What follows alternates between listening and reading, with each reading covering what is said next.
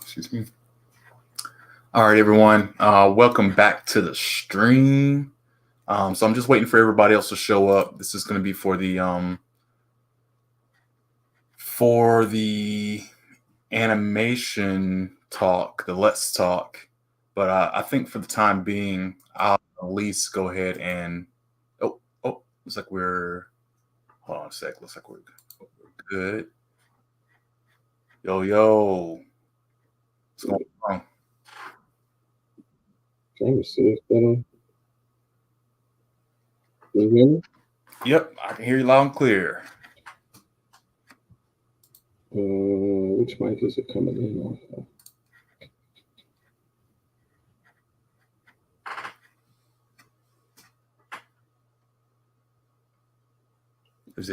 Can you hear me? Yep. Oh, all right, cool. All right, cool. Well, welcome back. I don't know if the other guys are gonna be able to make it. I put it in the group chat. I know one or two were saying that they couldn't make it because of something, so that's cool. We'll just keep rocking it. Let me just put my screen down. Actually, you know what? I'll keep it up for a moment. Just let me kind of get set up a little bit here. I might do some drawing or something while we're talking. But all right, welcome back, everybody. This is Let's Talk. I think the subject today is underrated anime. I put slash manga as well, just so I could, we could bring some other little things in there that might not be animes. Cover the whole spectrum. I'm your boy. I am cartoons. You know what I do, cartoons and all that kind of stuff on here. We got my cousin Freddie, Closet of Anime. If you want to plug anything that you have going on. Yep. So close the anime. I mostly do a lot of YouTube shorts, focused around anime that I'm currently watching or have watched previously, and I do some manga reading as well, and I'll try to highlight any manga or manhwa that I'm watching. And actually, so before we actually get started into too much, can you go a little bit deeper into the manhwa? I think I don't know if that's a term that is as maybe that's a little bit underrated, just right off bat into the subject, right? I don't know if people are really know what that entails versus a manga or anime. What's the difference between that? If you could actually describe that for me a little bit.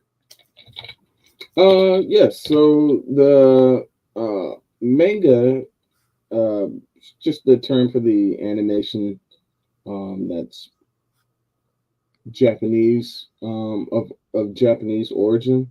So when you think of manga, you're thinking um, mostly Japanese animations.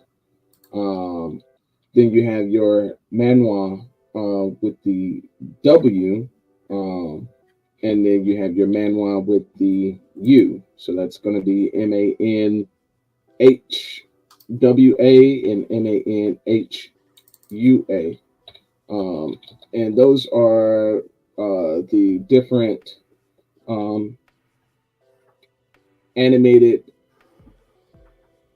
animations from Chinese and Korean origins, Mm-hmm. and so there is slight, well, not slight, but there are some basic theme differences that you'll pick up when reading the different styles. I've noticed a lot of the Chinese animations. They use a lot of uh, their leveling system is based around like key energy and uh, the yin and the yang, and you know, leveling up through different martial statuses, martial ranks. Um, and you'll see like different art styles. They have different theme differences. So it's things that you pick up on that the differences and the honorifics that are used amongst the characters. Hmm. You'll pick up on some of that, and usually if you don't catch it with the art differences, you'll catch it with the naming scheme of the characters or with the centralized plot differences. Hmm. So once you started reading a bit of uh, animation or the printed version, the either the manga or the manhwas, Hmm. um, you can you can figure the differences out amongst them. Hmm. Um, so just so I understand a little bit more too, I see solo level. I just typed in what you were saying, manhwa. It's like solo leveling came up. Would that be considered one? Yep, Okay. solo leveling for sure. It's the Um, the big one out. that's the big one. I want to come back to that one. Let me ask you another one. What about the God of High School? Is that considered? Have you heard of that one? Yes, yes. I've watched The God of High School. Does it have a uh, manga form? Yeah. Uh huh. Okay, I haven't read it. I've only Yeah. watched the anime. I read this one when it first came out. Um, and I think I got, man, it was years ago. I think it was like 2017, maybe 2016. Mm-hmm. Um, and I remember like the first part. You probably know more than I do at this point because I haven't read it in so long. I do remember. Well, let's just jump right into this. I mean, we're already on it. I think this is probably an underrated one, if I'm going to say for a manga slash Okay. anime right off bat. Um, I read this all the way up until like maybe what chapter is it on now? I think I Oh, have. it's still going? I don't know. See, I mean, underrated, right? You know, it's not taken as seriously. The God of High School, 571. Wow. Okay. Wow. So I stopped reading it probably around 200 or 300. It was a while ago. It was like, 2017. Was it even that far? Yeah, yeah. It had been like 200. Mm-hmm. It was still pretty fresh. But anyways, um, I don't know if I'm spoiling. I don't know where it's at in the anime, but I remember. So it begins off. In the anime, it drops off really early. Oh, you said it what really early? Yeah, it's only got one season in the anime. Okay. Um. And I think um, it stops off where you see that he's kind of got the circlet comes around his head, Yeah. and you start to see he has I don't know either he's the reincarnation or he has close uh, divinity with Wukong, Yep. and yeah, yeah, it's in a battle where he first like gets that little circlet around his head, Yeah. and that I feel like is just like as far as it went in the animation, and no Interesting. season two in sight. Okay. So I do remember, like you said, he is like the reincarnation of Sun Wukong, the Monkey King, which is used in so many stories. Mm, Dragon Ball Z, Dragon Ball as his predecessor, One Piece. Almost every prominent series has a Wukong influence to it. But basically, it's like a tournament of these high school kids. It's him, this girl, this other guy. I forget why, but they team up to fight in this like tournament thing. There's this big overarching enemy that's like this religious dude, this old priest dude, but he has like superpowers to do something. hmm Um, there's a lot of crazy stuff happening. People have powers and they can fight with the stuff. Um, this is very vague, but I remember the last parts I was reading, there was like another dimension or something they were fighting in, and Wukong he learns one of the Sun Wukong powers from the actual story, Journey to the West story, in one of his transformations. Like he can pull a hair out and make a copy of himself. He learns how to do that, and he can also heal too. He can like use pressure points to like poke you in certain places to heal or something, if I'm not mistaken. Okay. And so I think they get trapped in two different dimensions, and Sun Wukong is stuck in the other dimension. But before he gets stuck in there, he uses one of his hairs to make a copy of himself. So for that part of the manga where it was at, he was gone forever, and not forever, but it's like we can't find him, we can't get him back. And so in the time that they're trying to figure out how to get him back, they have his copy, and his copy is like almost like a newborn. He's like, I have no memories up until this point. I'm not your original, but I'll do everything I can to still be your friend or whatever. And he had to almost like relearn his powers over. And it got to the point where I stopped at, where the clone was getting just as good as the original. It's almost like they depowered him and like started him over. But I don't know if he started connecting back with his original, so he started learning more powers, or if I don't know if they found him again and he got his power, he got combined again or something, and like he's got a massive increase as a clone or something. I was like, oh, this is interesting how they're using the clone power to connect and not connect. It's like he has the powers, but he doesn't know how to use them or something. It was like I remember there's one fight between a fire user and a lava user, and it was like, who's stronger, And I remember after the Ace thing in One Piece, with Ace having fire and Akainu having lava, like, this person's trying to redo that fight and have the actual fire and lava fight each other. And I think it came out as fire being stronger, if I'm not mistaken, in this series. But it was very different. I remember reading it. I don't know if I can pull up an actual chapter, but like I guess it was the manga style, because I remember it was in color, and when you do one page, it's actually like 2 or 3 pages, or maybe it's just like a partial of the page, and you have to keep scrolling over or something, because a regular manga is like 15 pages, whereas a manga was like 50. You have to scroll up and down or something. Different. I was like, what is this? Okay. But yeah, that was my experience with this. It was definitely underrated. I thought it was lots of high energy, high impact, different style, but I love the powers. The powers was my big thing. But yeah. What did you think?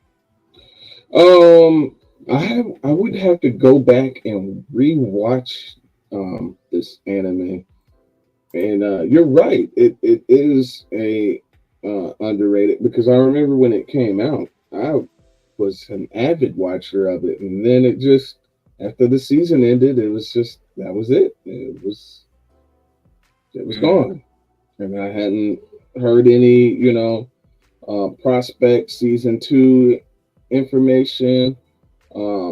I felt like it had a good reception. I just don't know if it just couldn't garner the amount of attention they wanted, or I don't know if there's some kind of issue going on with the animation studio. It was just went into the null void of animes that could have been. Yeah, I feel you. And before I go too far, like, are you okay with me showing some of these pictures? I didn't really ask in the last couple of streams, but yeah. Okay, all right. I don't know how YouTube monetization works. I don't know if they, are gonna, I'll show a trailer with no music, or I don't know. I don't know how they're gonna act, but I guess we'll see. But yeah, this is a really good one. I thought this was a really cool one. It's on my list. I keep it in I have probably like 100 different mangas to read on my list, and we did our top five on the last couple of streams, but Hmm. it was definitely one I was like, oh, I got to put it in the background at the very least, and maybe get to it one day to finish it off. Um, but yeah, that's one right there. What did you have in mind? What was another one that you? Oh, Solo 11. I wanted to ask you about Solo 11 one. Okay, Um, shoot. what is this about again? I don't remember if you went over it on the last one, the last stream, but what is this one about? Oh, that's a good one. Okay, so a basic synopsis of it would be you got your main character here. This is a Song Jin Woo. So this is, if you start to get familiar with your naming schemes, this is going to be a manhwa, the Korean Yeah. origin. So Jin Woo here, the main protagonist, he starts off as being basically the weakest level hunter um, in his um, in his setting. So the ranking scheme goes from S ranked heroes down to F, and of course our main protagonist starts off as an F rank, and F rank heroes are the lowest of the low. In fact, they're almost classified as just being regular humans, um, and they're given like just like the low kind of piddly kind of task when they go into dungeons, like hey, carry my book bag or carry the resources and make sure that you don't die. Like that's basically their Yeah. task is to just like carry my stuff, don't get injured, and don't get in my way.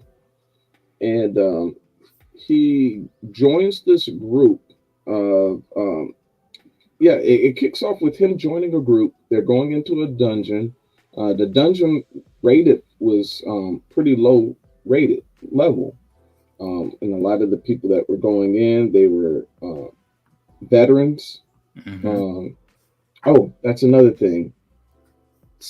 In this I'll call it the universe. Within this manhwa's universe, once you've given a level, your ranking system, that's it. Like you can only like just hone and sharpen your skills within being like grade level 2, or being hunter level A or hunter level B or C, but you can't elevate out of that. So you're C and you stay C, but you could be a very sharply honed C that could give a B a run for their money, but the the the the levels difference is basically you're bracketed into that. Hmm. Um, and so he knew that there's nothing else that was left for him other than to just continue on with trying to scrape by and make enough to help his mother. That's our main protagonist's motivation and why he keeps putting himself through constantly endangering his life by going into the dungeons.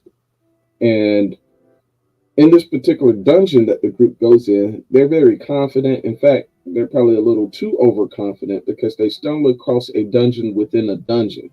So it's a very rare occurrence that you'll find these, and uh, they realize that the temptation of unfound treasures and riches is so alluring that they all that they take a vote to go and explore this unexplored dungeon that they stumbled across. Hmm. And it comes down to our main protagonist. He's the tiebreaker. They all choose to go in after he breaks the tie, and once they go in, it basically traps them inside. And the series of events that befall them cause him to basically have to sacrifice himself for the escape of the surviving members of that group.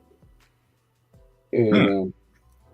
yeah, something happens inside, and then when he awakens, he's in the hospital, and he finds out that uh, he's given um, this interaction system that allows him to now level up, and so he's the only character that's able to actually level. Hence, I guess the name solo leveling, because he's Hmm. the only character with the ability to level through defeating enemies. Okay. Yes. So, So you find out that uh, I believe we are given what class he started off with. I believe he's considered a warrior class before he went into the dungeon. mhm. But when he's essentially reborn, he comes back as a necromancer. Interesting. Okay. So it seems pretty dark from all the imagery I'm seeing. This Oh, but blade it's a full is a dark. dagger or Yeah, something. yeah. Okay. Does it have an anime now as well? Yep, yep. The anime is out, first season. Oh, Um, first season. Okay. yep, very well. I think it was a very good reception for this, and it's definitely going to be a season two. There's no way they can't follow this up. Let's see if I can find a trailer for it because I don't think I've ever. And the manhwa is really good as well because when I saw when I started reading the manhwa, I realized, man, they're going to have to animate this thing. Wow. Mm-hmm.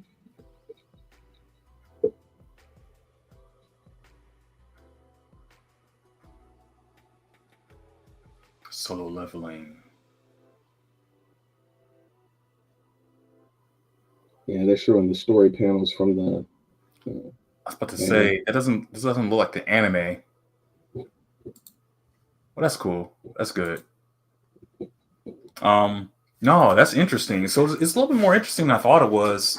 I thought it was another isekai kind of thing, and Mm-mm. he goes into another world and he levels up his character and something like that. But that's not the case. Then it's not an isekai.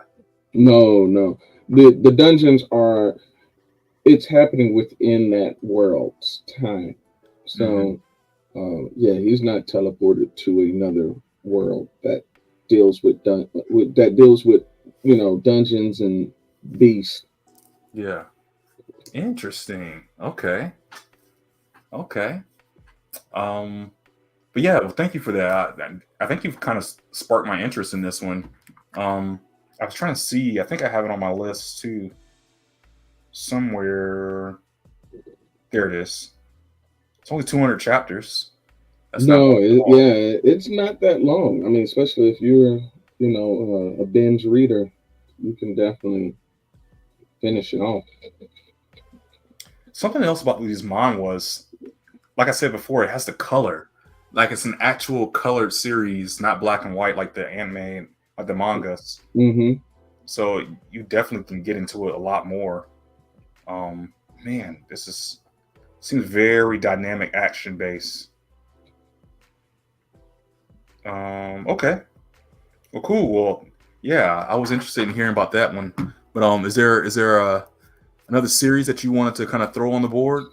Oh, I will say from our conversation last week, I actually started reading Delicious in Dungeon.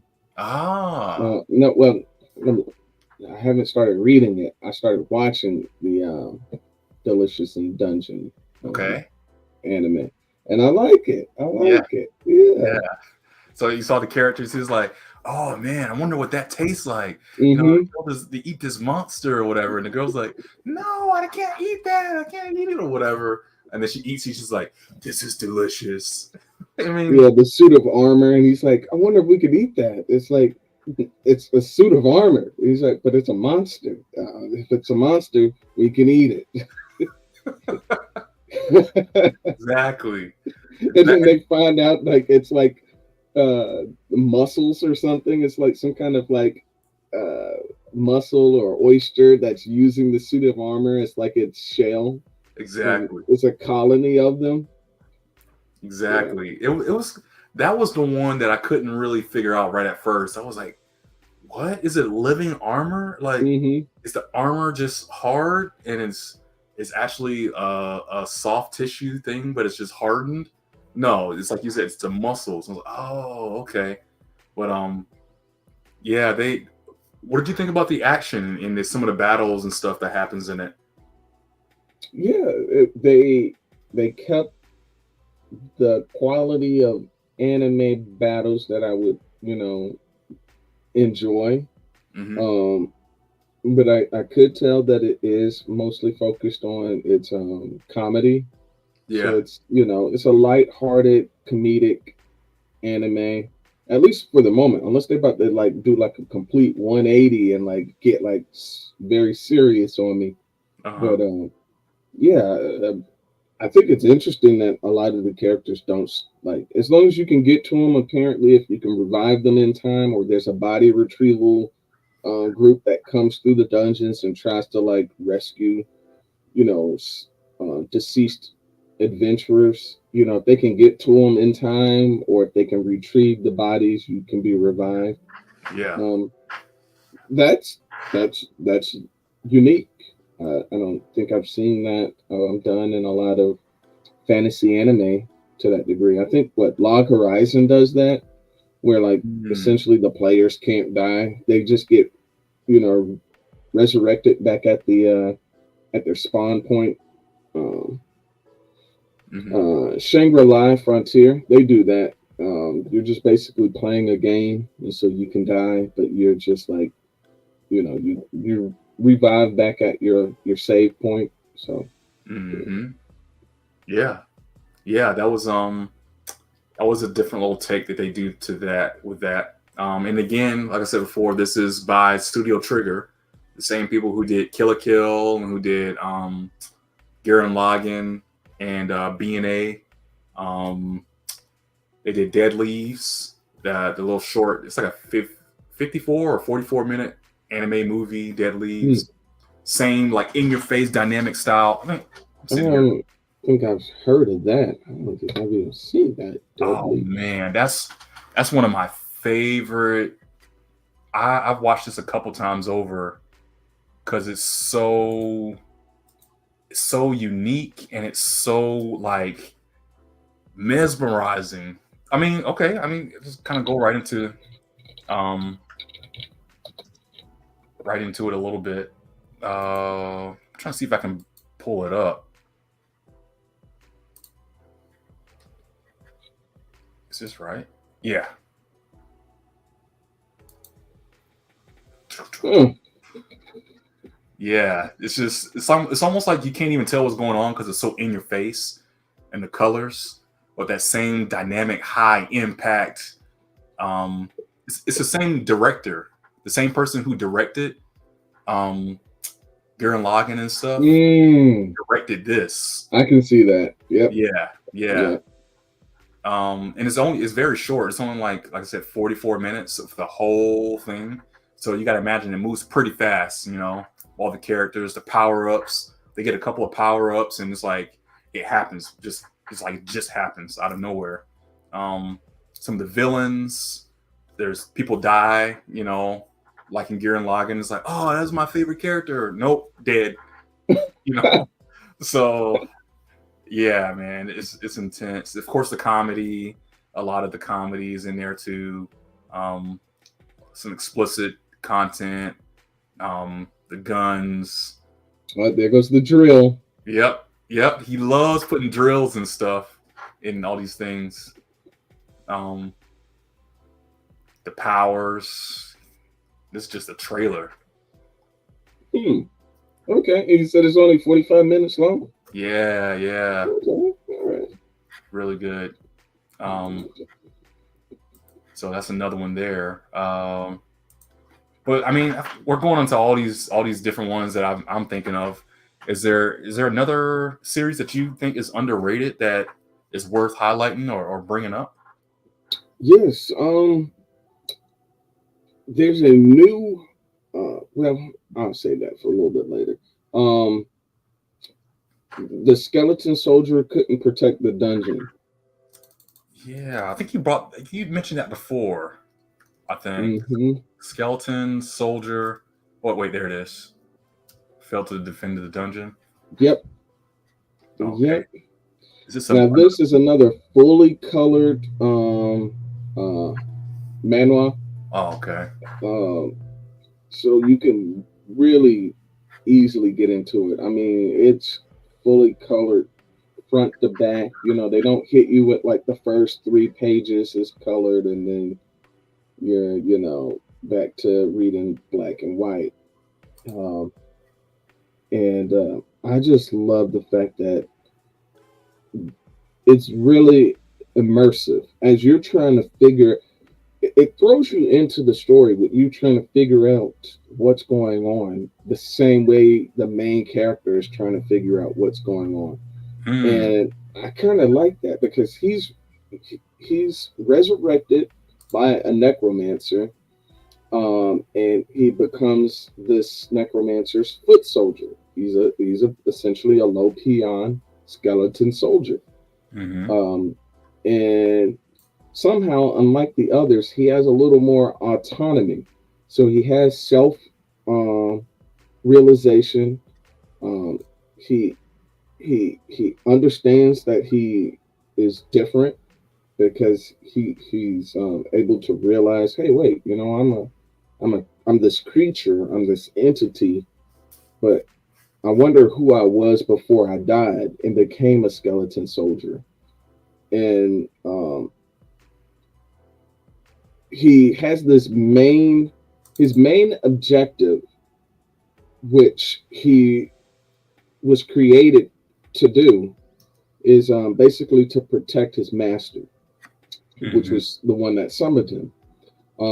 Unfortunately, he's not able to protect her, and he's killed when like a group of adventurers rush into the lair or rush into the dungeon and kills his master and him.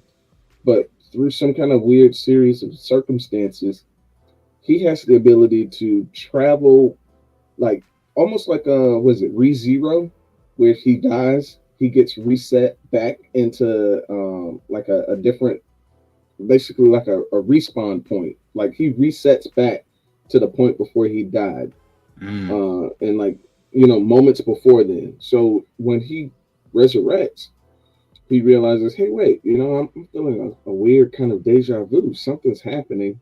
I think I've experienced this before.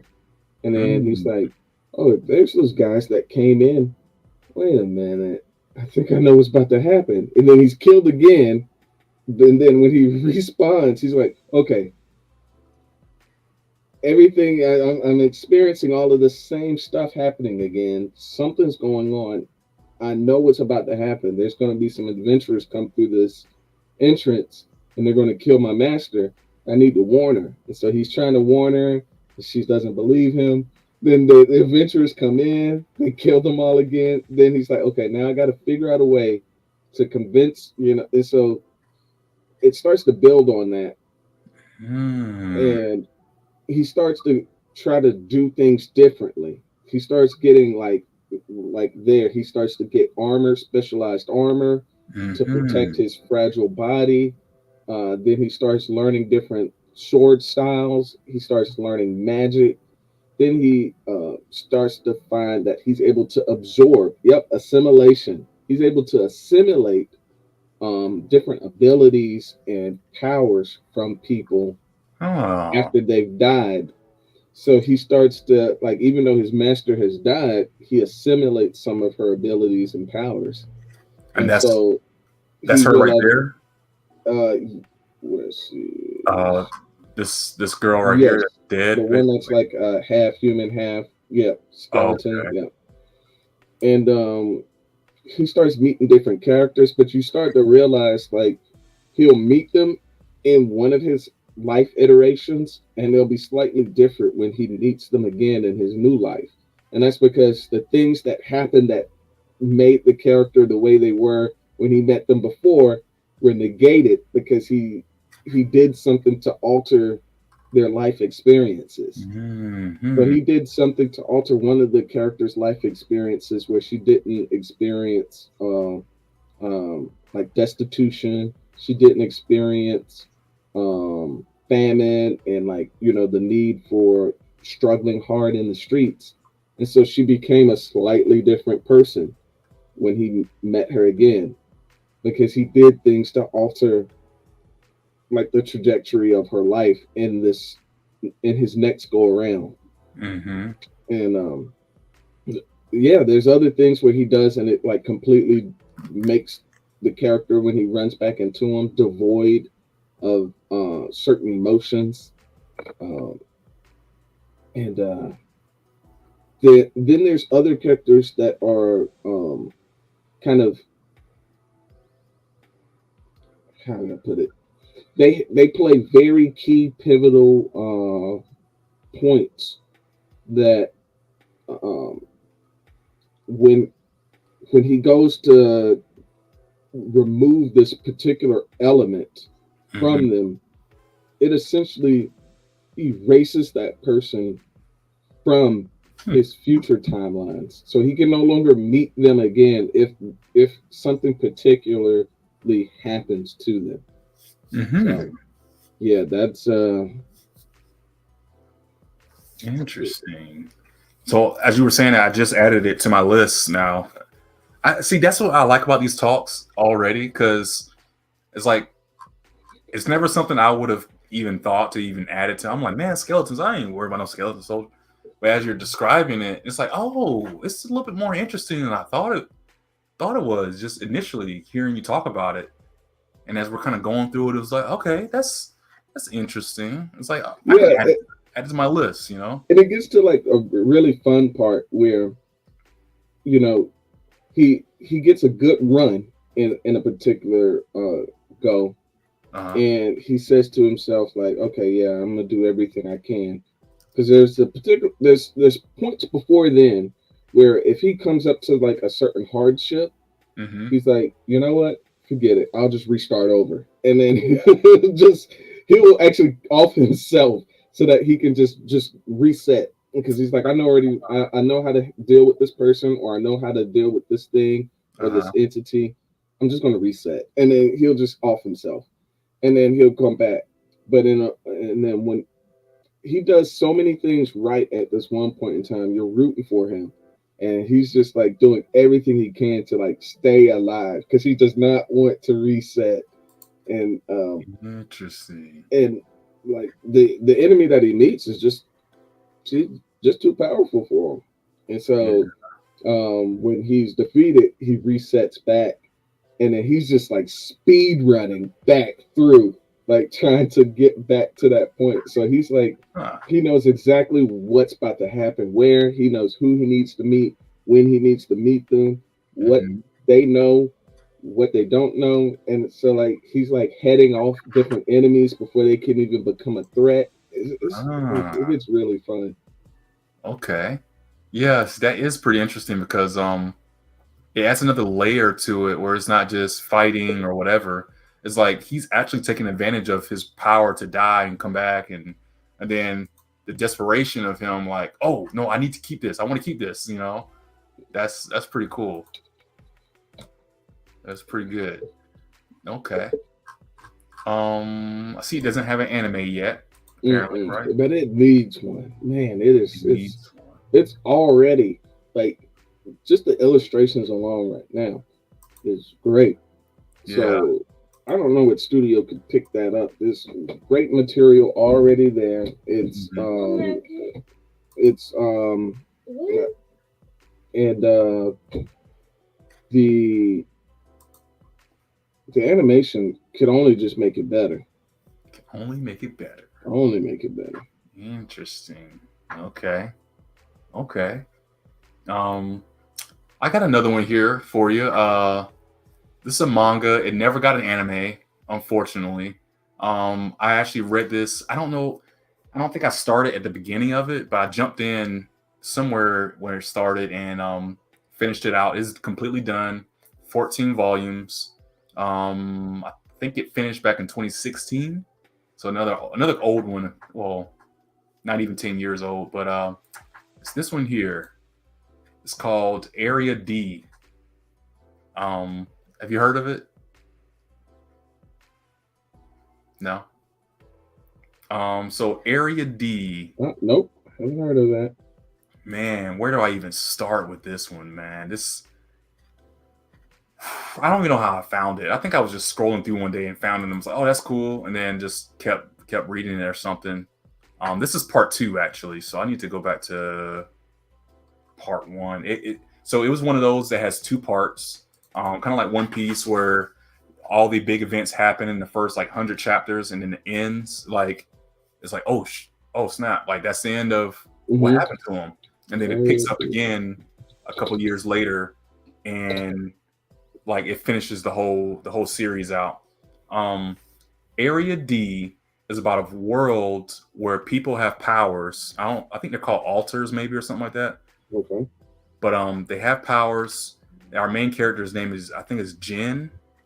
And basically when him and his older brother were younger, they were separated um at some point. They were like orphans or something, and they were it's one of those, it's like, oh, it's like I'll always be with you, I always take care of you. It's like we're brothers to the end or whatever. And one of their idols was this guy who I think he can give away powers and take powers.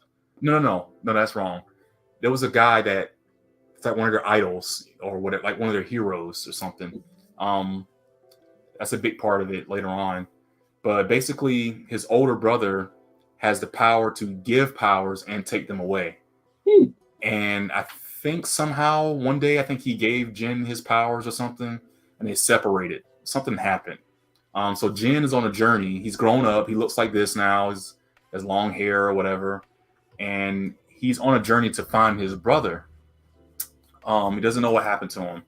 And Jin's powers is that he can copy everyone else's powers, kind of like heroes from back in the day. Oh, okay. Now, is it like a limited time, or does he copy it permanently, or how does that Cop- work?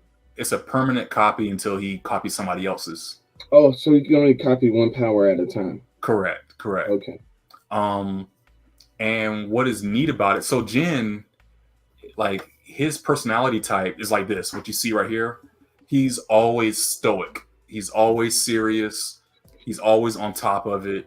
And when you first meet him, actually, I want to see if I can set the scene a little bit. Where is it at? This guy here. Yeah, I think this is like the first chapter. Yeah, this is it. This is it right here. So it starts out on this boat because they're going to this place. Area D is kind of like a prison. It's Okay. like Area A, Area B, or whatever in this prison. And Area D is where they keep all the people with powers. It's kind of like a war zone, kind of like a Mad Max thing or something like that. And on their way there on this boat, you think it's the main characters, but it's this one guy that you see here. He's got the glass. He's kind of real timid. He's real shy. He's always like the Krillin. He's like, don't touch me. I don't know what's going on. And all this kind of stuff. But he has a power. He has his hands wrapped up all the time because his power is called clock maker or something like that. Watchmaker or something. Where he can, it's almost like overhaul. When he touches something, he can break it apart to all his different pieces and stuff. But it's unintentionally. Is when he touches it, it happens. So starts out like that, and he's being chased by some other people on the boat, and they want to kill him and do all these things because they're bullies or something. And he meets Jin. Jin is in this big container, and he's like, "I need your help. I need your help." He's like, "Don't leave me alone. I'm minding my own business." You know, he's stoic. He's like, "Don't bother me." But he's Mm-hmm. like, "I need your help." He's like, "They're gonna kill me," or so he says something very, deep. He starts crying or whatever. He's like, "I just want to do this or whatever." And Jin's like, "Okay, I'll help you." It's like, "Just touch my hand," or something like that. And he touches him, and then Jin, like I said, he's always on top of it. Like he takes the power to another level. Like that's his thing. He'll take someone's power or fire powers and he'll do something crazy with it. Hmm. So he's like one of those like fighting geniuses kind of thing. Um, yeah, that's it. Right, I think that's first chapter right there. Um, Okay. the guy, he's like what? And the guy that was chasing him, he has like spike blade things, and like he Hmm. stops him, and he just like whoops his ass or whatever. I think he touches him and takes his power and uses it back on him or something. But anyways, that's just like the first chapter. That's how like epic it gets. That's how he handles situations. Um, it's really dark. It's very cool, very very cool. It reminds me of like Dead Man Wonderland. I don't know if you heard of that back Yep. in the day. Yep. I watched Dead Man Wonderland. Yep, I think it was around that same time frame, same art style kind of thing. Like I said, Jin goes throughout the story, tries to find his brother. Of course, he finds his brother. Um, he goes in these different fights. There's like different there's like these mob bosses that have their own areas. There's Hmm. one area is kind of like they're all beastmen. They can turn into like different animals. There's another area where it's like illusions and like mystical powers, like illusions and I think the girl in there has fire powers and stuff like that. And there's another one where it's um, like gangsters and street fighters that have their own kind of set of powers or whatever, and he has to go through this gauntlet to beat each one of them to get to the main boss, almost like a video game. Hmm. But that's part one, and part two, it picks up like a year or two after or something, and that's where we get like these second set of characters. It is them, right? No, this is the. I think it's this. I forget, but anyways, um, there's another set of characters that follows this new kid who has a power to make like I think like animals out of fire or something, or I forget exactly what it was, but he's like our new main character in the second half. He meets Jen, and it becomes like a whole new thing. But it's a very intense series, very cool imagery. Um, I might have to go and find the whole box set if I can. But it was one of those I was like, man, why did they not make an anime for this? Why did they not push this further? I don't know if the artist is even making mangas and stuff anymore. Mm. I just felt like it was a super super underrated series, especially for its different powers and stuff. Um, but but yeah. Um, it was also one of those. It had powers like this girl here. I think she, of course, it's like this whole like feminine imagery, and it's like okay, let's show as much skin as we can without showing the skin. Um, I think this girl has the power to like her clothes come off, but she can like jump into the shadows on the wall and stuff, and like phase through things. Um, this is the girl with the fire powers, where you Hmm. can, like defeat her and all this kind of stuff. She can make fire animals and things. Girl. Um, that's just one of the scenes that we're fighting right there. Really cool. Okay. But yeah, Area D, highly highly underrated. Okay. Okay. Mm-hmm. All right. Do you have another one for us?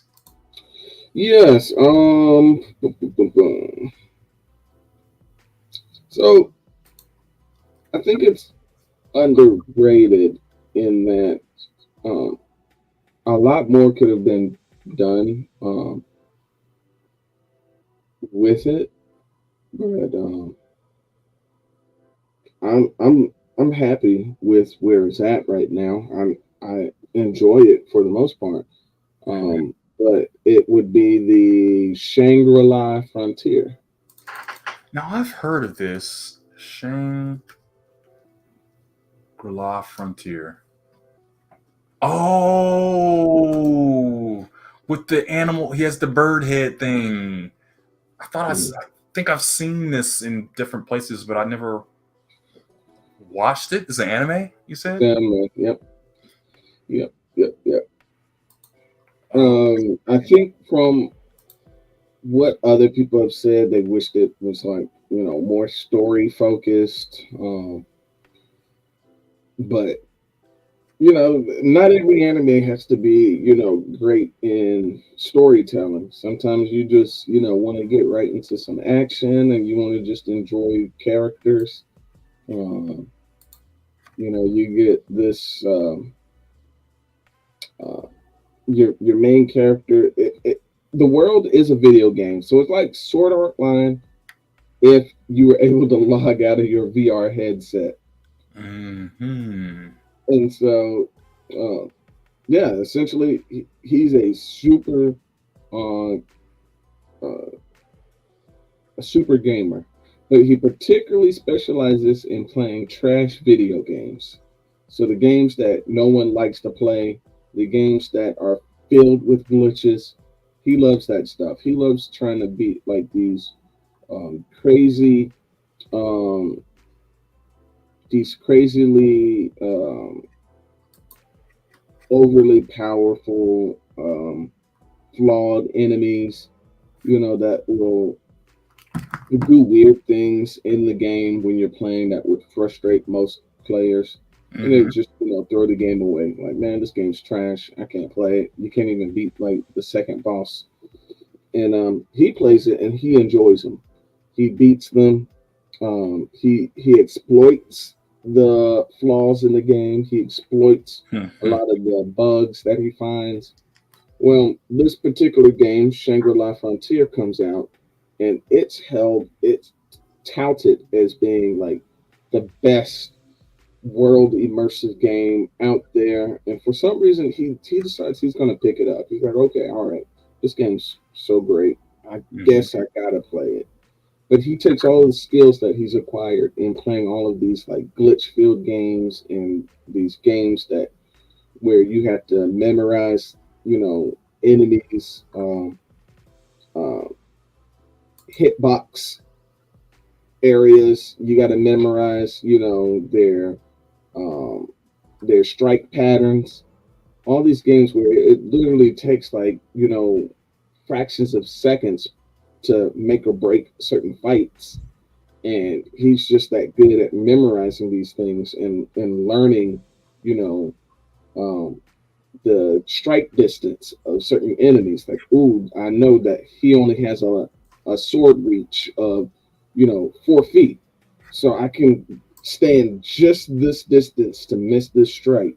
Or I know his next attack is going to be, this. So I've memorized his attack sequences already.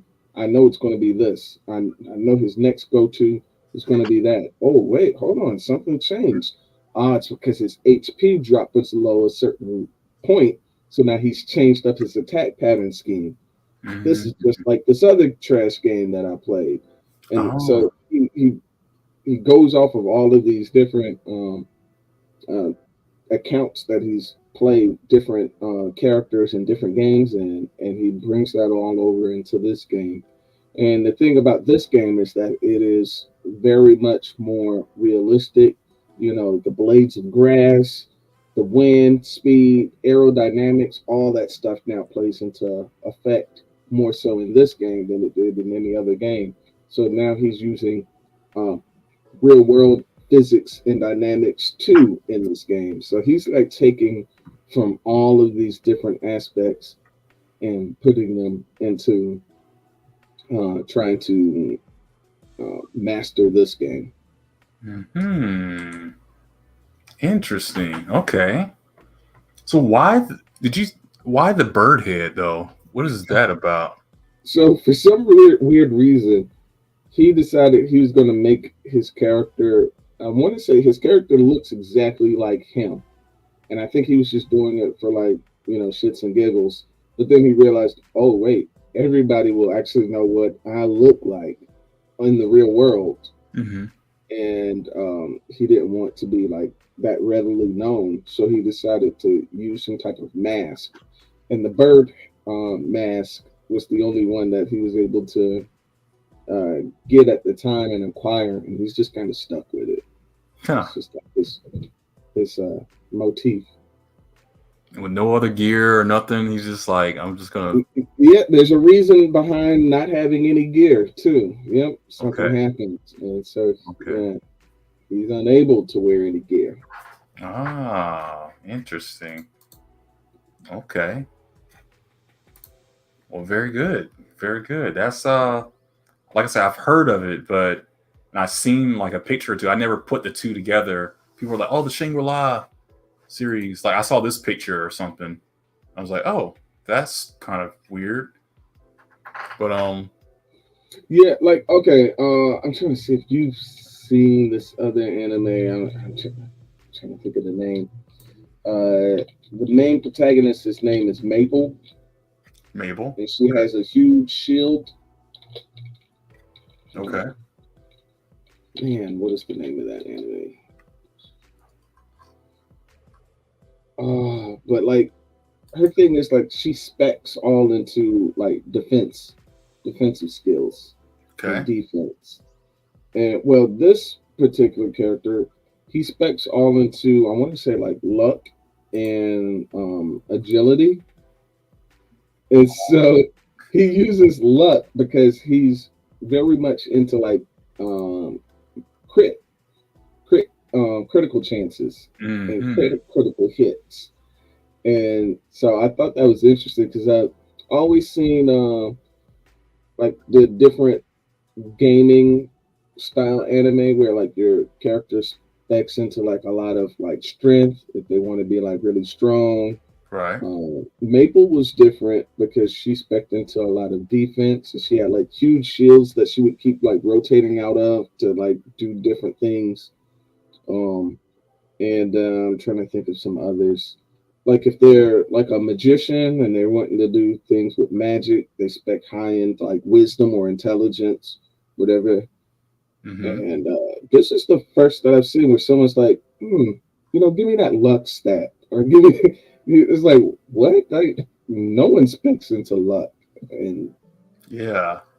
It's kind of a strange trait because luck is not even a constant thing. I yep. wouldn't think. And his whole strategy is going off of on like if I hit them right here at this point at this time, is my crit chance going to go off, or is when is it going to proc? When is it going to proc? And he just keeps going, keeps going, keeps going, and then it's like finally it procs, and he's like, I got it.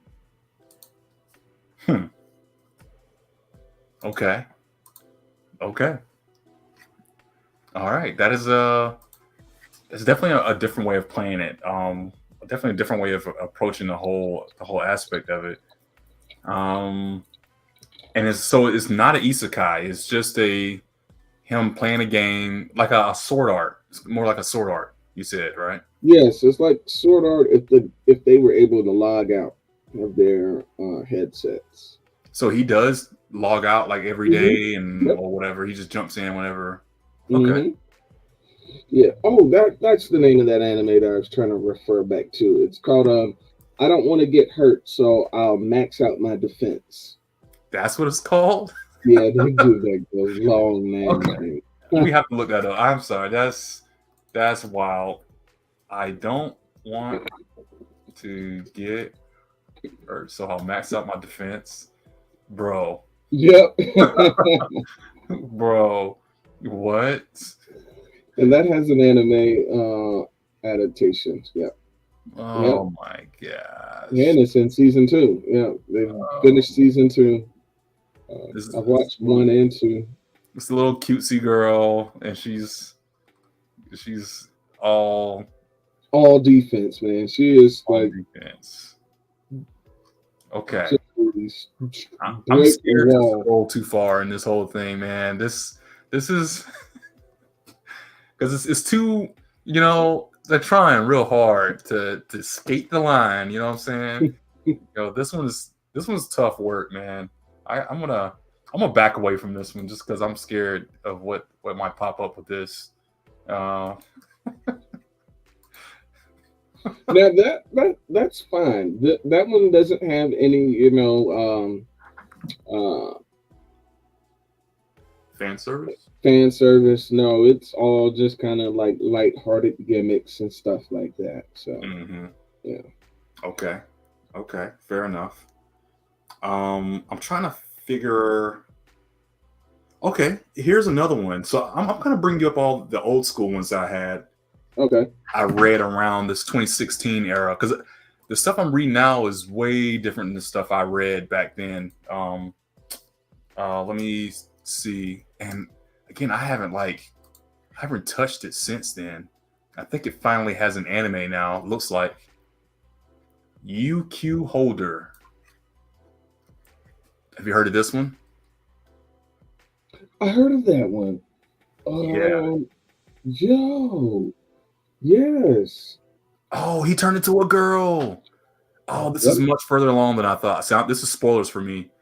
Um, okay. So to give a quick little rundown of what this is, UQ Holder is about this kid here. Um, he's going off to school one day. I think he doesn't have any parents. He's raised by I forget who he's raised by or something like that. Um, but his teacher here in the blonde. Let me see if I can find a good picture of her. Right there. This is the anime, apparently. His teacher here, um, she's really strong. She's really smart and all this kind of stuff. I mean, they have a pretty good relationship with each other. Well, I think he ends up dying, and she brings him back to life. It's like first couple panels. Hmm. He dies, and she brings him back to life and makes him immortal. And I think there's different kinds of immortality, and that's kind of like the big premise of this whole series is immortalities. Hmm. If I'm not mistaken, she's a immortal through vampire vampirism. Yeah, I thought I remembered it was vampires. It was like elves. Mm, Wasn't it werewolves? There was like werewolf. angels, Yep, demons. yep, all of that. And there's different ways you become immortal, and depending on the way you become immortal, is like how strong your immortality is, and whether you're technically immortal or not, because you could still die Hmm. depending on your immortality. So hers is vampire, and so of course this is this girl right here. Um, I guess you can't Yeah, see can't see technically. your mouse. Let me see if I can enlarge in the picture. The girl right here, Okay. her power is kind of like what you were just saying with the skull dude. Um, she can set a save point. She has the power to set a save point and then continue forward. So if she dies, she comes back to that save point. And you can only Mm. do one at a time. So if she doesn't reset that save point and she dies, she'll go all the way back to that. So that's kind of like the weakness of hers. It's like she has to set a save point, continue forward where she wants to go, set that save point, and that's her immortality. Um, so kind But of she can. I guess the way that she dies is if you kill her before she sets her save point. yes, yes. Mm. So if she doesn't have a save point, then she's dead. Oh, okay. Okay. Yeah. Of course, like I said, immortality through vampirism, and the guy with the red hair right there, he's kind of cool. He was kind of my favorite character because he's kind of like Shanks. He's the Shanks character, and that so UQ holder, what that is, I forget what the exact like UQ means and what like the whole name, but UQ holder is the actual group. It's the name of their team, Hmm. and his name is Jinbei, just like in One Piece. His name is Jinbei, Jinbei. Okay. and he's the leader of the entire UQ holder. Even over her, I think her name is I forget what her name was, but his immortality is that he ate a piece of mermaid flesh, and that allows him to be immortal through undying, basically. Mm. So, and I think you can just cut his head off or something like, or you can either cut his head off, you can feed him poison, like he can die just like any other human, except that he lives forever, and I think he heals a little bit faster. But I think in one part he takes his robe off, and you can see he has all these scars and all these battle wounds and all these things, but he's immortal, so it doesn't bother him. And they showed how immensely strong he is.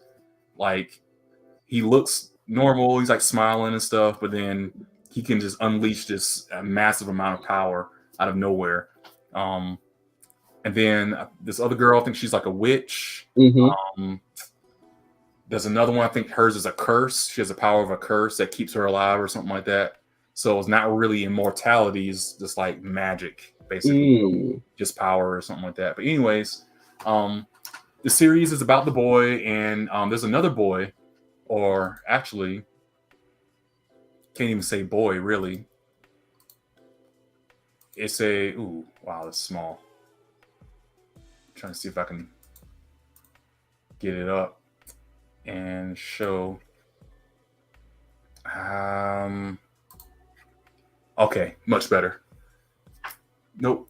So the one with the long hair right there, um, basically, the reason why I'm trying to really highlight this person is because oh, that's Jinbei right there. Nope, that's the werewolf. That's the werewolf. I guess his immortality is werewolfism. Mm-hmm. This is Kaito. Kaito, yeah. Oh, there's Jinbei. That's like his all his scars and everything like that. Okay. And again, they're doing the Shanks thing with the red hair and easy Mm-hmm. going. Um, but it's this kid right here in the very left of the Okay. picture. Basically, that's like his best friend once he becomes immortal, and they kind of join the group together. Mm-hmm. And they even have like lots of like interactions where they're trying to learn from each other and get stronger and stuff like that. And actually, his immortality is that it's like a family. I think that one's the curse. It's like a family curse or something. But he's more like a doll. He's not really a gender. He's like genderless. Mm-hmm. And at a certain point, he has to choose whether he wants to be. Oh, excuse me. Bless you. Thank you. He has to choose whether he wants to be a man or be a girl. But it's based off of the main character. So it's like, do I want to be your best friend forever, or do I want to be your lover later on down the line? It's like I have to choose, but I don't want to choose, and all this kind of stuff. But that's where when we were first looking at it a second ago, When you were looking at that angel imagery. yeah, it looked like it's like he chose to be a girl as the way it Okay. seemed right there. So I was like, oh man, okay. So and actually the series is actually tied into another. This is a sequel technically to another series that the artist created, where I guess the main character is here. His great great grandfather Mm-hmm. has like a harem of girls that he taught in like a Yes, that's right. That's right. yeah, this right here. So I guess this is his great great grandfather, and it's like he teaches a bunch of girls and all this kind of stuff. But then later on in UQ holder, his great great grandfather shows up as like a really really powerful sorcerer, and his son is like a really powerful sorcerer that is like evil, and they have to stop him, and that's like the main villain of the whole thing. But it's like evil by some kind of curse or some magic that's taken over his mind, and he has to get stronger in order to defeat him, and then use all his friends and their immortality power to stop him. And on top of that, him and his teacher here, even though you would think this is very inappropriate kind of relationship kind of thing, they end up, it's like she's actually not as old as she looks. This grown woman look is actually a spell that she's casted on herself to look older, because she's actually she's like a maybe 8 or 9 year old looking girl. Mm-hmm. Um, and she was made a vampire when she was a little girl, so she's stuck in that form. I see. But Yeah. she's stupid powerful, so she uses really powerful magic in order to look older. And I think that's her right there when she's like a little kid or something. Mm-hmm. And she, starts to have feelings for him, and they end up. I don't know if they actually end up together or something, because the other girl, he has a choice of all these different girls, kind of like Shuffle or like the harem style. And it's like, which one are you going to choose? Are you going to choose your teacher? Or are you going to choose your best friend who wants to become a female for you? I don't know. It's it's all bonkers. But there's some really cool powers in this. There was one scene where I think the main character, he learns how to become lightning. Yeah, right here. One of his grandfather's powers was that he can turn himself into lightning for like 2 seconds or something. So of course that's really fast and really powerful energy within Mm, a second. And it was one of the coolest. I was like, oh, that's so cool. Like you can become lightning, like zip around and like, but it only lasts but like a few seconds. And if you can figure out how to really use that very well, then you'll be unstoppable, you know? mm-hmm. So there's some really cool fight scenes in it, some really cool characters that pop up. I think there's some outer space battles where we're fighting some aliens and stuff. Mm, okay. Um, Okay. yeah, of course, you know, you got your whole the harem style. They got names for it when the guy is older than the girl, or when the girl is older than the guy, and they like each other, something like that. Yeah. Shoto. Shoto, something like Shoten, Shoto, Shota. I don't know. There's so many different things, but they have all those things in here, you know. But yeah, I stopped reading this somewhere, and it looks like they got really far along. Well, I don't even know what this is at this point. It's like Jinbei Mm, fighting somebody. 162. So, UQ holder. yeah. Very Okay. look at that design. That's crazy. Um, yeah, underrated, man. I don't think it. Looks like it finally got an anime, but Yes, it did get an anime. Yeah. I don't hear it being talked about like everything else. You know. Mm-mm. Oh, look at that. Look, like the main bosses or Oh something. yeah, that looks pretty awesome. Yeah. Oh, one more. One more. What is this? Oh, that's them fighting. Okay. But yeah, UQ Holder. It's another underrated Yeah. series. Yeah, I forgot about UQ holder. Yeah. Yep. Yep. All right. Any more that you have on the list here? Let's see. Underrated. Let's see. Then we'll probably do one more each. Okay, so the last one for me that I'll end off with is right now. I don't know if it has a big reception, but I just did a short highlighting this new anime that I've started watching called Wistoria, Wand and Sword, and You said Restoria?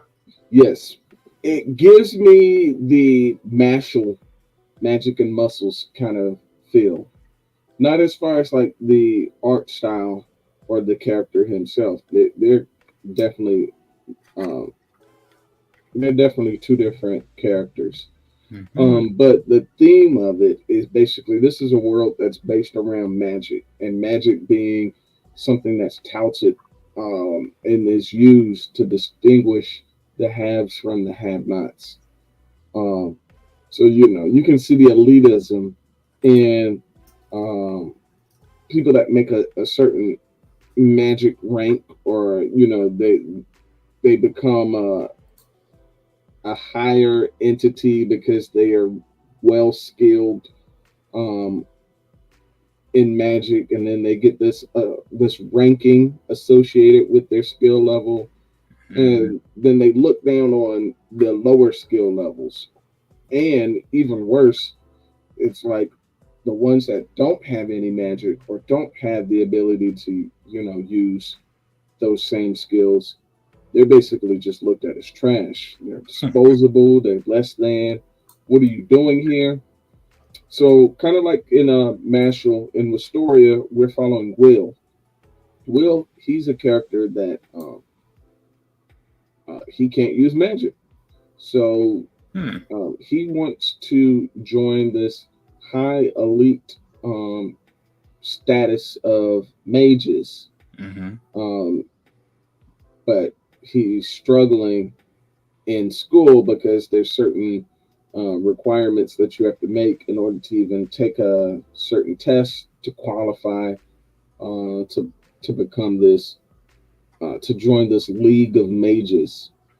Well, he overcomes that hurdle of not having magic, through his use of swordplay. So in Mashal, he overcomes that with his use of his muscles with brute strength. Hmm. And here in Wistoria, he overcomes it with he has this particular metal sword. I think it like negates kind of like Asta somewhat. It negates magic. Um, but I'm pretty sure we'll learn. I think it's only on its third episode right now, and I Mm-hmm. have not started reading the manga, so I don't know where it may go. But I have a feeling that we'll learn that, like Asta, he's well, and Mashal, they both are all three of these characters. They're really strong, really fast, and they have basically pushed their bodies to the limit of human um, possibilities. So in this one particular fight, like I mean, this man he's in midair, and usually in all anime and all in everything, when you get an enemy that can't fly, mind you, if they can't fly and you get them suspended in air, it's like, well, shoot, that's it. Like you're gonna get hit because there's no way you can dodge in midair, and he finds a way to dodge in midair as he's descending down, and that's because he's able to contort his body right before the blade comes and hits him. So he does like a spinning roll in the air. It was crazy. The fight, Hmm. the fight is awesome. So right now, I'm like all in on it, but I'm not seeing too much hype around it. Uh, but yeah, that fight scene was awesome. Interesting. In Okay. fact, I don't know if you're able to even pull it up because it's on. I think it's my last short that I just did. Um, and it, well,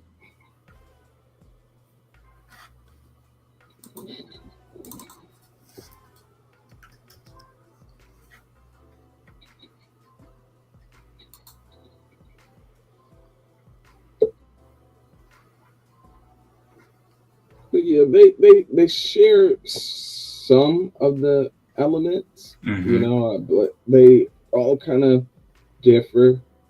Um, you know,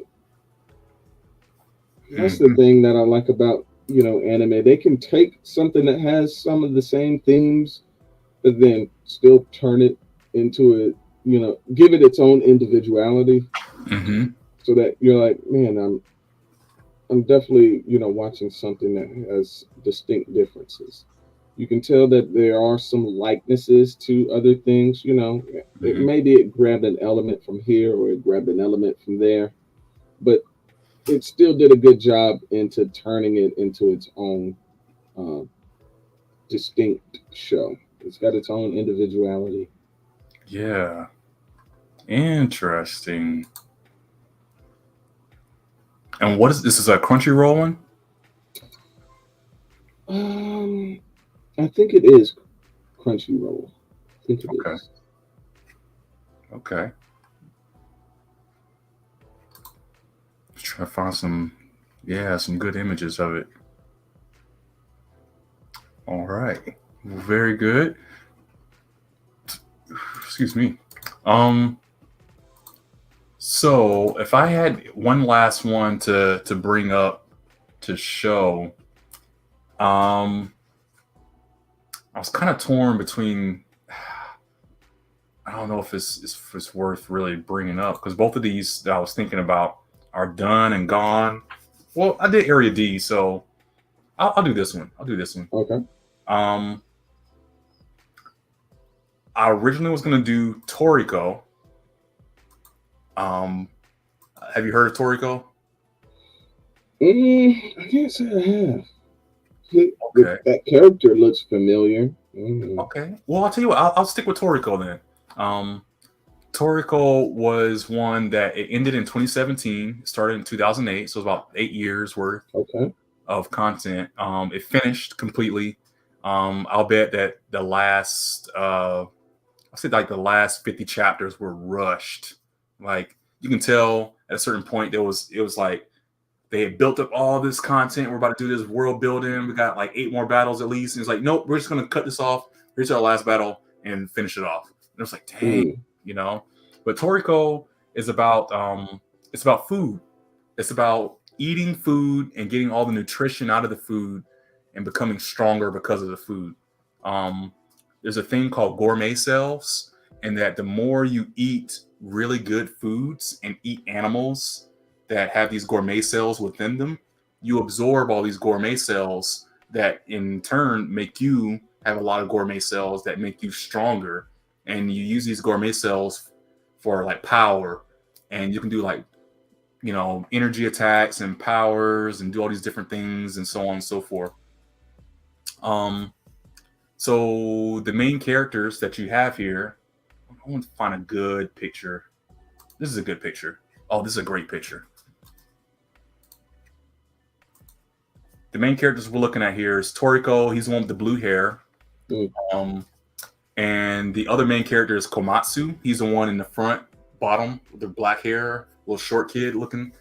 And Komatsu's like a gourmet cook. He's like, his power is that he can cook anything and make it delicious. No, it doesn't matter if it's trash. He can take trash and make it taste like a 5-star gourmet meal. You know? Okay. Yeah, yeah. And Toriko is he's like our badass Goku, basically. It's like he's fighting genius or whatever. And of course, he has a lot of gourmet cells. And of course, you have to eat. You know, he eats and gets stronger. He has to get stronger and stuff like that, and he does. But it's over time, obviously. And so what happens is Toriko meets Komatsu, and they end up becoming a partnership. It's like, hey, partner with me, and I'll make sure that you can eat all the good foods that you can. And he's like, hey, partner with me, and I'll make sure you can cook all the greatest meals that you want, because he wants to be a gourmet chef and all this kind of stuff. Well, come to find out, the way the world works, there's 2 continents. There's the human world, then there's the gourmet world. The human world is where all the humans live on this continent, and there's different cities and all this kind of stuff. The gourmet world is where all the most vicious and dangerous monsters in the entire series live. And they're all given like a level. Like level 20 would be like an alligator. And level 20,000 is like the super alligator that is bigger than a whole entire city kind of thing. And so they go out to search these different animals at the different levels. And of course, the higher the level, the more dangerous it is and the more gourmet cells it has. Of course, they want to eat these animals and capture them. There's a capture list, not like Pokemon, but they each have their own menu. So like Toriko, he's like, hey, my own personal menu for my hors d'oeuvres, I'll do this. For my meat dish, I'll do this. For my fish dish, I'll do this. And on that list, Toriko's full course. It's called their course. So basically, they have their own full course meals that they would do. I want to show like the actual animals. But so for the hors d'oeuvres, he does like this. It's called a BB popcorn. It's basically this giant flower that's like on the sky that is like really dangerous to get to. But if you can get to it, and you have to do certain conditions to make it grow and make it bloom. Like, I don't know if it has to be in the right kind of sun. You have to attack it a certain way and do this thing or whatever. And then it'll bloom and pop popcorn, like these giant sized popcorns. And that's his hors d'oeuvres. And for the soup, the soup is called century soup because it's a broth that's made out of a century old like lake that has absorbed the nutrients from all these different gourmet animals over a century, all their bones and all this kind of stuff. And when it's done, it's like you drink it and it gives you it revitalizes your entire body and makes you strong all over again. But you can only get it after a century long worth of time, you know? So it's different, like crazy things like that. The jewel meat, if you eat it, it like revitalizes it heals all your muscles. Like, I think there was a scene where they were like completely beaten down. Their muscles were chomped out and cut out and stuff. When you eat it, it revitalizes all your muscles. and then you're back to whole again. You can fight all over again. So it's just crazy stuff like that that the world is built off of. Um, Going back to the main characters here, in the green here you have Coco. So there's what's called four heavenly kings. It's Coco, Toriko, the guy with the crazy rainbow hair is Sunny, and then the guy with the purple jacket on and with the red Hmm. hair, that's Zebra. And each of the four kings have their own sense that they're really good at.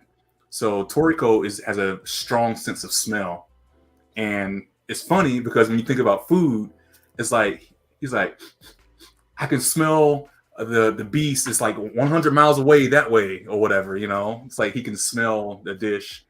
Coco, he can see all the electromagnetic waves in the air, and he can tell you your fortune. He's like, you're gonna die in like 10 years, or something like that.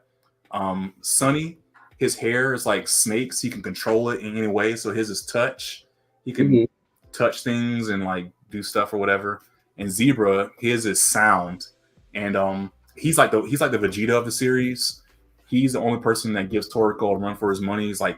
He's almost as strong as he is on his team, but he's also like partly evil at the same time. And his sound, the reason why his mouth is like you can see half of his teeth right there is Hmm. because he keeps ripping it out whenever he uses his vocal cords to make like sound attacks and stuff. It like blows out the side of his mouth. So they try to stitch it up at one point. Toriko's like, "Hey man, you gotta stop doing that." And then in the very next scene, he like yells and it rips his mouth open again. Um, but then some of the things with the series that makes it so freaking cool is that one of the main dudes in the series is called Acacia. He's the food god, basically, and he lived like 1,000 years ago. And he basically stopped all wars with his cooking. And then he left to go into hiding or something like that. But he raised three sons to be his predecessors. And the three sons are these old guys right here. The one in the left, the bottom left, that's Toriko's like adoptive father. His name is Ichiryo. Okay. Ichiryu, that stands for the first dragon, the first son. Um, the one on the right side with the white hair, Hmm. his name is Jiro. That stands for second wolf. He's the second son. And then the guy at the top is the third son. This is Midora for third tiger. And he's like actually the overall villain of the series. Secondary villain. There's another main villain without spoiling it. But he's like the first villain that they start coming into contact with. And these guys are like 600 years old. And they, like I said, they were the sons of Acacia. But they've lived so long, and they're like the most strongest characters in the entire series at 600, 700 years old because they ate really powerful animals and foods that have let them live so long, let them be so powerful. And it's what made the series so cool. I wish it had a lot more people behind it. I thought it gave One Piece a run for its money. Is that cool? Really? Yeah, yeah. In some Okay. ways, I think it's better than One Piece. Um, just in the sheer magnitude of power. I'll say this and I'll end it. So these three characters, like my favorites. My favorite being the one on the right side with the white hair. Um, Ichiryu was so powerful. I think he's probably the strongest character in the whole series, but he just didn't try. Um, Hmm. he has the power to literally manipulate his cells and all the cells around him. And so he was fighting Midora, the guy at the top. They were in a fight, and Midora, his thing was he's called the copycat. He can copy anybody's power just by seeing it. And they were fighting, and Ichiryu was like, you know what? I'm tired of this. Reverse world. And so every attack that he was doing would reverse. So and he used a reverse whirl on him, and it was like all the cells in your body that want to live. Hey, we're gonna produce energy. We're gonna live. He reversed it, and it was like all his cells want to die. So he was making him die just by willing it into action. And so Medora was like, oh no, I was like, I'm dying. So he like punched a hole in himself so that his body wanted to it was gonna die, so they wanted to live. So they Yeah. so he was like, okay, reverse off. He started.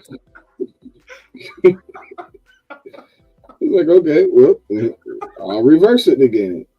It's crazy. I was like, that is so overpowered. Yeah, because now you got a big old gaping hole in your chest, and it's like, Yeah. how am I supposed to heal this thing? And so what they did was like Midora was like, okay, copycat. He's like, so now I'm gonna copy your reverse world and reverse it on myself.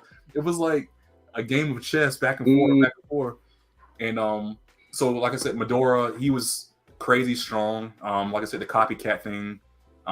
Plus he had this whole thing, he could use his energy and like he did this like hyper yell or whatever. And his powers, he was able to shoot out energy all over the planet and like meteorites all over the place. That was really cool. And Jiro, he was oh man, his was so cool.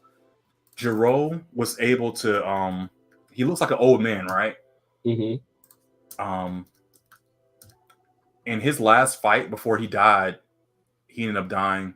Um so he looked like this, but then he was fighting against these like really stupid strong monsters. And he was like, okay, he has so much power within him that he had all these like blockers. It's almost like pins or like pressed inside of him at pressure points to keep his power on lockdown. So he was like, all right, let me take this out. And he started taking them out one by one. And as he was doing that, he was getting younger and younger and younger. Like, see right here? I don't know if you see all these pins in his face and stuff. hmm So he looks young because he took like a couple of them out.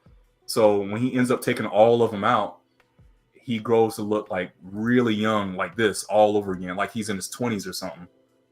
And he has the power to like, he was like, you know what? All of you getting on my nerves.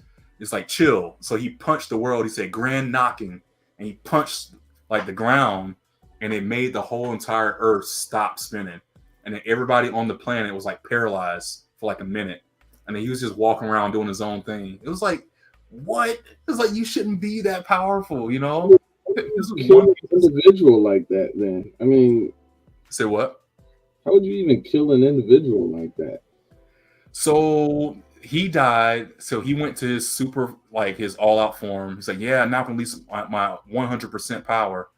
Um, the only reason he died, I was like, he might have been the strongest character too, is because he was fighting against the last boss, the main villain. I'm trying to see if I can find it. And the main villain was the person who taught him all his powers in the first place. So, There, and his power, like that grand knocking I was telling you about, where he can paralyze. That's hmm he can hit pressure points. So when he's fighting you, he can hit you in a certain spot and you would just die, or he can hit you and you would be paralyzed. Like, I can't move or whatever. hmm. On top of that, he can hit his own pressure points. So if you like knock his head off or something, or you about to like break his neck, he can hit a pressure point where it's like, no, I'm good. Like he just absorbs the damage. Mm. Well, in doing that, he absorbed the damage, but it's still there. So the person who taught him how to do that in the first place, right here. So he was using, he's touching his head because he's like paralyzing him. He's like, oh, you know, I'm the one who taught you how to do that, right? She's like, what? He's like, oh shit, I forgot. So he unparalyzed him back.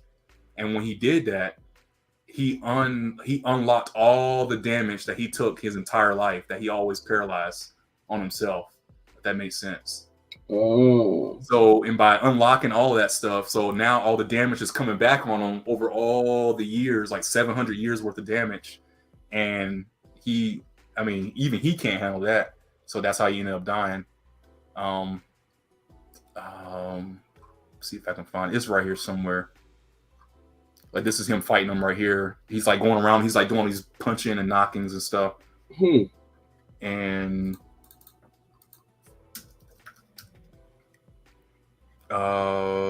yeah, right there. He unlocks it. He's like damage release.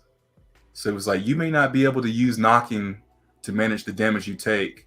said you may be able to manage the damage you take, but none of that damage actually disappears. It simply stopped, and it still lives inside your body. So he unlocks it, and then now all the damage is like hitting him all at once. And he was like, nah. He was trying to turn it back off, but you can't. He's trying to do it one at a time, but all of it is coming at one time. So it was like, I can't even stop it because I'm dead. It was like, what? It sucks. It sucks. But I mean, that was a long description, but it's just one of my favorite series of all time. It's just, it's not the best art, but when you look at all the possibilities and all the different things they could do, I think it's definitely up there. I think it was definitely underrated times 10. They had an anime for it, but the anime didn't do it justice. It ended early, and yeah, Toriko. Okay. Yeah, I got a couple now to look into. I'm gonna check out this Area D. Check out Dead Leaves. And I don't know. Is UQ Holder? It's still running the manga. I was watching the anime for UQ Holder. So let me take a peek at it. I don't think, I want to say it's not, but I'm not sure. Let's see. Oh, whoa, okay. Dang, they're doing like space battles and stuff. I need to look into this. I'm gonna say,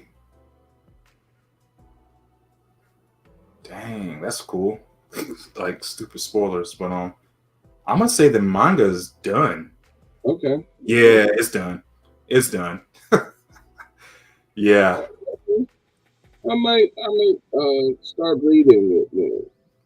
Yeah, it's only 192 chapters. Okay. Yeah. I might start it over actually, myself. Yeah, that's what I would have to do because I long since forgot about it. Yeah. Dang, son. That's crazy. Yeah, man. And that's especially that skull one, the skeleton that couldn't save protect the dungeon. That definitely sparked my interest on that one. So I'm definitely going to jump into that. Yep, I'm almost finished with Delicious in Dungeon, so yeah. The whole thing? It's like 26 episodes? Yeah. Oh wow. Okay. All right. Yes, I liked it. I was like, okay, all right. Yeah. It's not the super battle series, but it's enough. It was like, okay, this is something I could keep watching. It was coming out once a week, every Thursday. So it was like one of those things like, oh, time to sit down and watch it. And then you can wait till the week after. It's like, all right, new episode. I think it's done now, the first season. So hopefully the second season will start up again, maybe next year or something. Okay. Well, all right, cool. Well, it's another good stream. Only about an hour and a half, so not too long. Yeah, we're just talking about some underrated anime and manga that we both kind of had in our back pockets there. So, how was this? Was Saturday at like 1 o'clock, 2 o'clock? Was that a good time? Yeah, that's fine. Okay. Yeah. All right. I'll shoot to the other guys, and we'll keep this as a steady Saturday at 1 o'clock for our time, 2 o'clock for your time. Hopefully, I mean, we had a lot of rain and weather today, so I was kind of messing up some of the things I was trying to do to kind of push me back. But yeah, we'll just kind of keep this going. I guess at some point in between now and then, we can probably come up with the next thing. Maybe, you know what we should do? We should find something that we can both track together, like an episode or a chapter of something that we're reading or watching. Maybe that would be cool. That way we can keep a steady, thing that people are actually looking forward to. So, oh, y'all seen that episode of One Piece? There's been some really good One Piece stuff coming out lately. So mean, I don't know if you're up for it, but I mean, that'll be a good one on Netflix. It's Okay.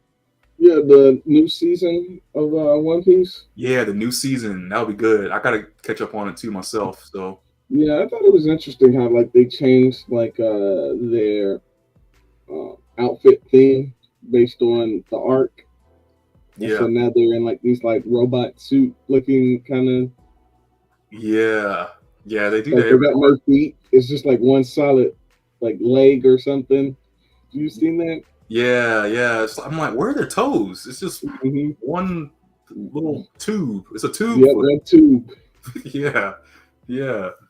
But yeah. I mean, if you're up for it, now I can take a shot at an episode or two and just kind of you know see where we're at with that or something. Okay. Yep, that'll work. All right. Well, cool. Well, this is again I am cartoons here. At I am cartoons channel. Um, you'll see me streaming every Monday, Wednesday. Oh wow, excuse me. Sorry. Let me try that again. You'll see me streaming every Monday and Wednesday at 7 o'clock.